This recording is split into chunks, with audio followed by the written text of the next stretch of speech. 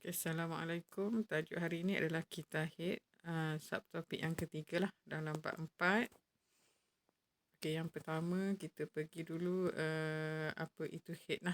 Okay, sebelum kita masuk pada kita hate, apa itu hate. Okay, perempuan dia akan mula mengalami hate apabila mencapai akhir balik lah. Jadi ada pelajar tu dia telah mencapai akhir balik sejak sekolah rendah lah. Biasanya dalam umur 10 tahun ke atas. Okay. Apa itu hate? Hate ni merupakan tanda bermulanya kita hate bagi setiap perempuan. Okay.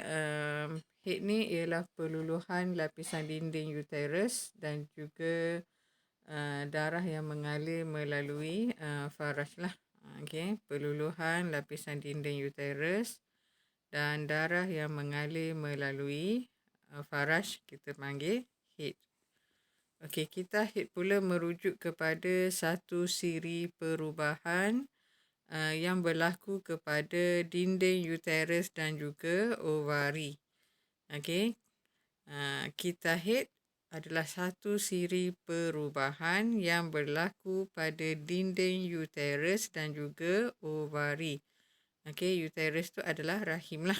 Okey.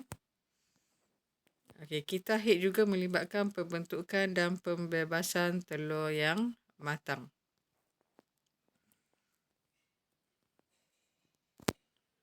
Okey, kita hate dikawal oleh otak dan sistem endokrin yang membebaskan hormon lah.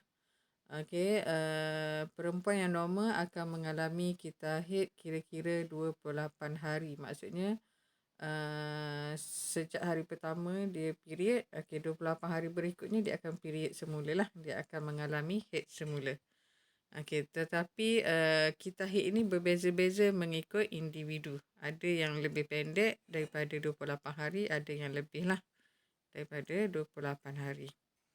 Okey, terdapat beberapa faktor yang mempengaruhi kita hate seperti pengambilan nutrien, okey, perubahan berat badan secara mendadak, perubahan emosi dan juga tekanan mental lah.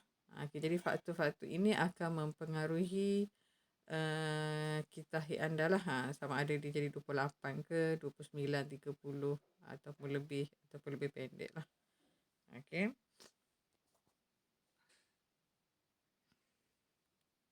Okay, ini adalah fasa-fasa dalam kita hate lah. Okay. Fasa yang pertama adalah fasa hate. Okey, 1 hingga 5 hari tu kalau awak perhatikan di sini. Okey, fasa hate ni adalah 1 hingga 5 hari. Maknanya awak akan mengalami hate normalnya adalah 5 hari lah. Ada yang 7, ada yang 8. Okey, ada yang kurang daripada tu. Okey, tapi yang kita kira ni yang kita hate 28 biasanya dia punya hate dia akan alami hate selama 5 hari. 1 hingga 5 hari pertama tu kita panggil fasa hate. Okey, yang seterusnya fasa yang kedua hari ke-6 hingga hari ke-11. Okey, ini adalah fasa pemulihan lapisan uterus. Okey, fasa pemulihan lapisan uterus. Okey, fasa yang ketiga adalah hari ke-12 hingga ke-17. Okey, hari ke-12 hingga ke-17.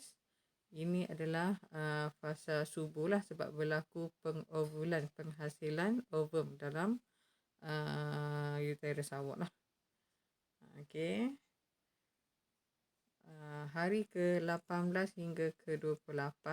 Okey, ini adalah hari fasa pra-hate. Mana awak akan badan awak akan bersedialah untuk mengalami hate yang seterusnya lah. Okey, ni fasa pra-hate. Okey, jadi kita ada 4 fasa lah yang awak kena ingat. Fasa hate, fasa pemulihan lapisan uterus, okey, fasa subuh dan juga fasa pra-hate. Okey, kita pergi yang pertama iaitu fasa hate adalah hari pertama hingga hari yang kelima.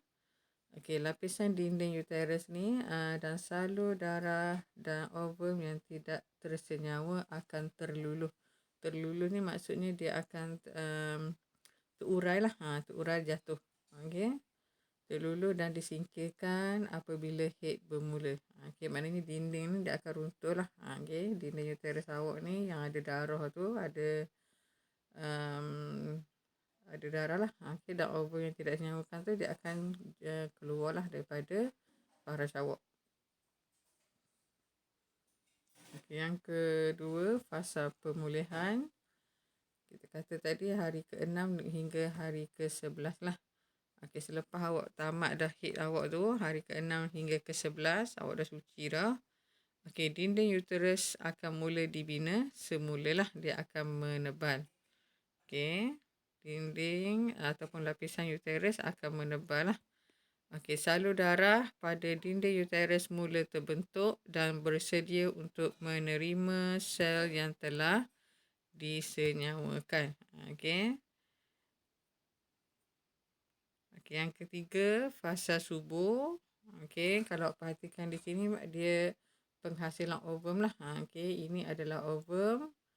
Okey, yang ni adalah ovari lah. Kilang telur tu, kilang ovum. Okey, tempat penghasilan ovum lah. Okey, jadi ovum akan dikeluarkan, dia akan disenyawakan lah sekiranya ada sperma. Okey, ovum dibebaskan daripada ovari pada hari ke-14 kita haid. Okey, berlakunya proses kita panggil penovulan. Okey, penghasilan ovum lah, penovulan. Okey, dinding uterus dan salur darah akan terus berkembang. Okey, jika ada sperma, persenyawaan mungkin akan berlaku lah.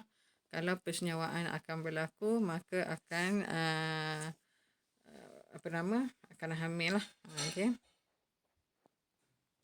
Okey, fasa yang seterusnya adalah fasa haid. Okey, hari ke-18 hingga hari ke-28.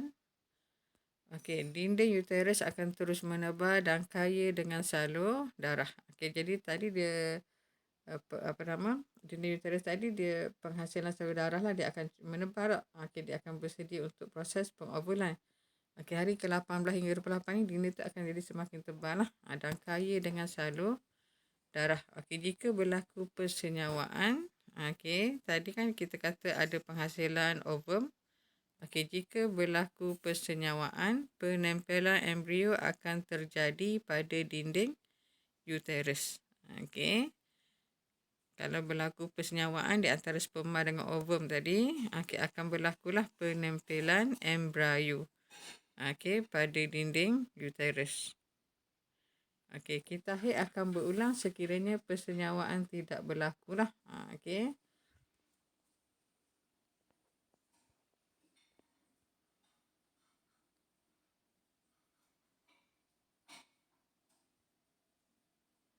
Okey, kepentingan mengurus kebersihan diri semasa haid. Okey, penjagaan kebersihan diri semasa haid adalah sangat penting bagi memastikan sistem pembiakan ni tidak dijangkiti oleh mikroorganisma lah. Seperti bakteria, virus dan juga kulat. Okey, jadi sangat penting semasa awak datang period tu, awak mandi dengan kerap, awak salin awak punya pad tu dengan lebih kerap lah. Okey, kepentingan mengurus kebersihan diri semasa haid. Okey, wanita perlu menukar tuala wanita 3 hingga 4 kali sehari. Jangan pakai pad yang sama sehari suntuk. Contohnya awak pergi ke sekolah, awak pakai pad yang sama daripada pagi sampai balik tu pun awak masih lagi pakai pad yang sama. Jadi kemungkinan akan berlaku jangkitan bakteria lah. Okey, jadi kita perlu menukar tuala wanita ni dengan lebih kerap lah 3 hingga 4 kali sehari. Okey. Sekiranya awak pakai pad yang sama pada jangka masa yang panjang, okey, akan menyebabkan jangkitan saluran kencing. Okey, kita panggil UTI. Okey, jangkitan saluran kencing. Jadi kemungkinan awak akan mengalami gatal-gatal dan juga sukar untuk kencing, sakit. Ataupun awak kencing tidak lawas. Okey. Ataupun awak tidak boleh mengawal kencing awak lah. Okey, itu tanda-tanda jangkitan saluran kencing lah. Okey, wanita haid digalakkan mandi dengan kerap lah untuk membersihkan tubuh badan. Okey, masalah kita haid. Okey. Okey, kita haid yang tidak stabil merujuk kepada wanita yang tidak mengalami haid pada setiap bulan. Contohnya tadi kita kata setiap 28 hari kamu akan mengalami haid lah. Maknanya setiap bulan akan ada haid. Okey. Jadi ada juga wanita yang mengalami masalah kita haid ni, jadi dia tidak mengalami haid pada setiap bulan. Mungkin bulan ni dia datang haid, bulan berikutnya dia tak datang haid.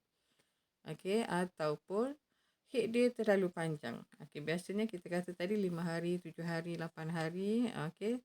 Tapi bila dia datang haid dia melebihi daripada bilangan hari yang sepatutnya lah. Okey, contohnya sampai 2 minggu dia datang haid. Okey, jadi itu menunjukkan kita haid dia tak normal lah.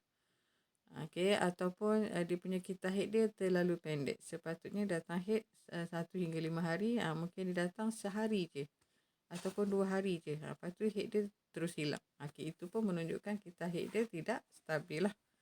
Okey, masalah ni mungkin disebabkan oleh beberapa faktor lah. Okey, sama macam tadi berlaku pertambahan berat badan. Okey, masalah hormon. Okey, gangguan emosi. Mungkin hari itu bulan tu awak terlalu stres. Mungkin awak akan mengalami haid ataupun awak tidak mengalami haid ataupun haid awak terlalu panjang dan sebagainya lah, sebab dia akan mempengaruhi hormon dalam badan awak lah. Okey, senaman yang berlebihan. Okey, juga disebabkan oleh masalah dalam rahim lah, contohnya ketumbuhan. Okey, jadi setakat itu dulu untuk hari ini. Untuk tajuk berikutnya iaitu 4.4 kita akan sambung pada kelas akan datang. Okey.